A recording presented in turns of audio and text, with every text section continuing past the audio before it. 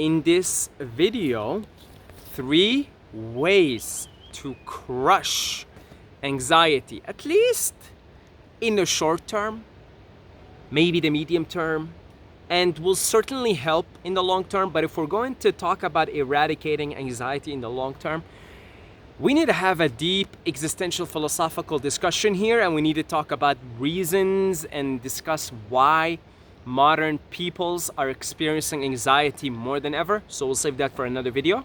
This video is more simple, and the things I'm going to be discussing with you here are simple. So here we go.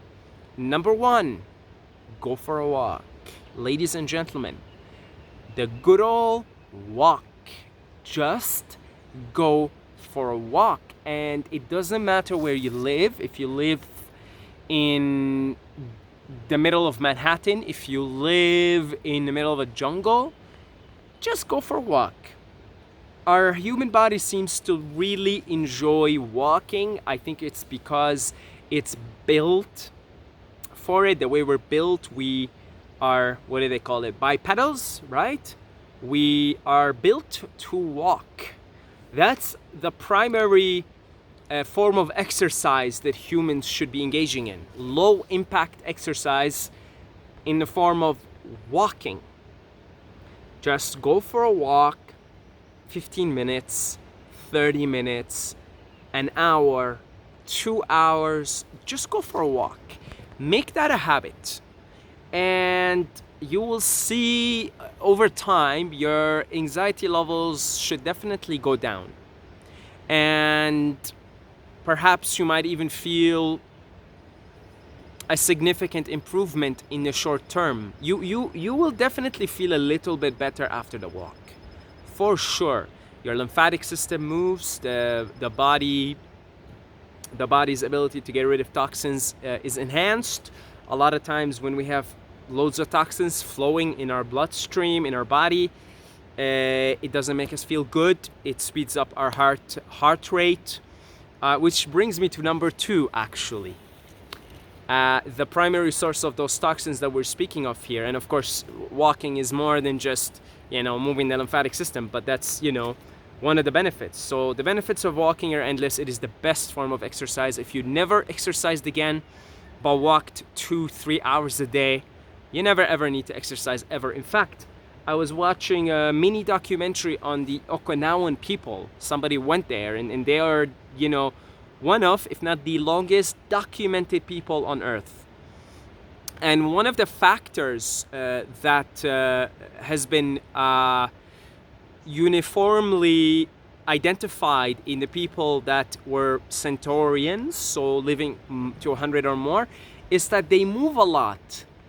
They just move a lot. They don't I don't think any of those people were observed to bodybuild, which can actually have the opposite effect.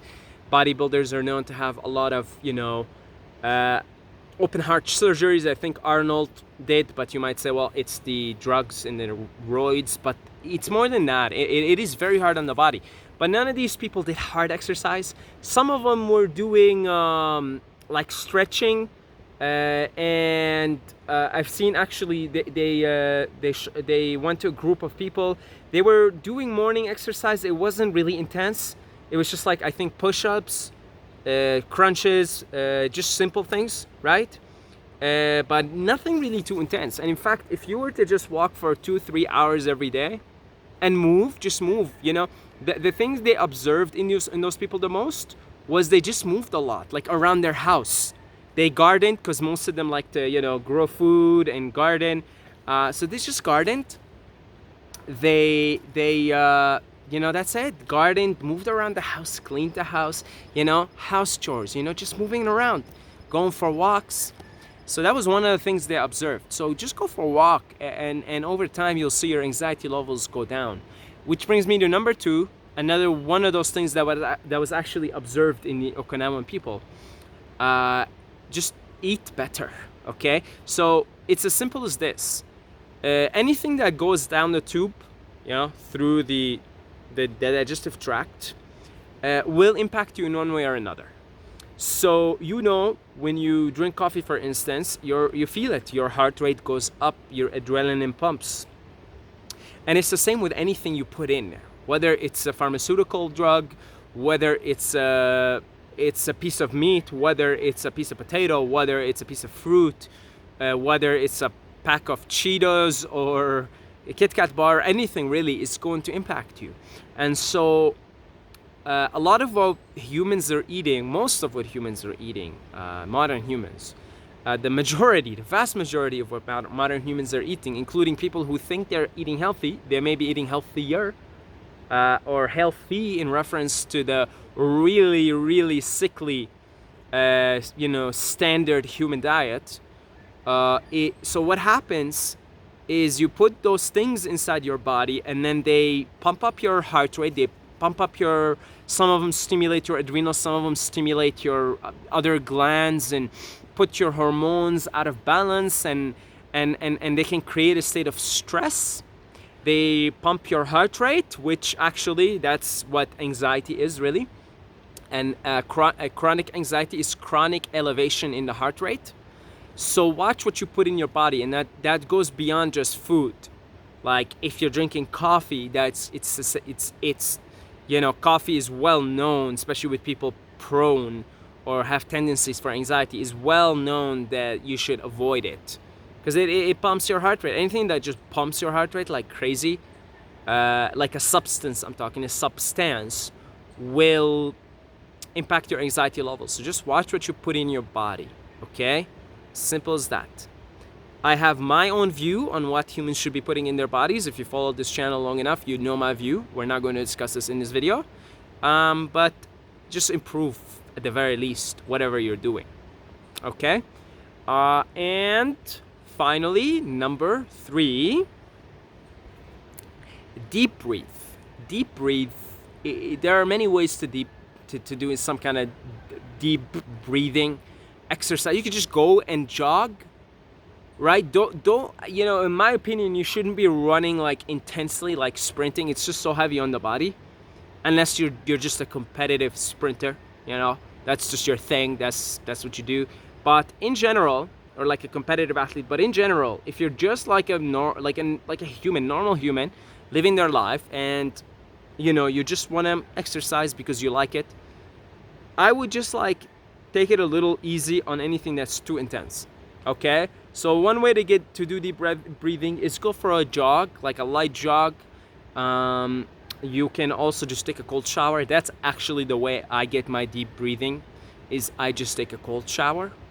And I always feel like better than I felt before I took the cold shower. I took one this morning, and definitely 5 minutes later, definitely I can feel my system is calmer. You guys all know that calm after a cold shower. I know many of you guys are have at least at some point taken cold showers. You guys know that calm. That's the deep breathing right there doing its magic. Because when you go in a cold shower, you got a deep breathe, so the body can send blood and all kinds of things to protect the inner organs from freezing. The body thinks it's it thinks it should protect the inner organs, so it needs more oxygen. So you go and you can also do deep breathing in a different way, in a more yin way, which is just one method's called the Buteyko method. Buteyko was a Russian scientist, or is, I don't know, was or is. I don't know if he's still alive. I believe he's not alive anymore. But anyway, he came up with this method. You can find this method with different names in yoga. And you just kind of go, you slowly breathe in for like a few seconds, you hold your breath for a few seconds, and then you slowly let go for a few seconds. And that's pretty powerful too. And that will definitely, without a question, decrease your anxiety levels. Without a question. Absolutely. You basically, when you're anxious, your heart rate's elevated, your brainwave is in beta rather than alpha. So when you relax that through all these different methods that we talked about, and there are more, you will feel more relaxed, and your performance in anything in life will improve, your ability to express yourself, etc. Okay, so just a quick recap here. Just go for a walk, watch what you put in your body, and deep breathe, whether it's a light jog, swimming, some kind of a sport. In my opinion, not too intense, because then you create like it's too stressful on the body. And cold showers or just deep breathing exercises. Okay, so there it is, folks. Thank you for watching. Thank you for listening. We have an interesting creature here. Can you see? We got to get you on the camera, buddy. I don't know if you guys can see. Let's see. Yep, there it is. An interesting looking creature. Anyway, all right, I'll see you guys in the next video.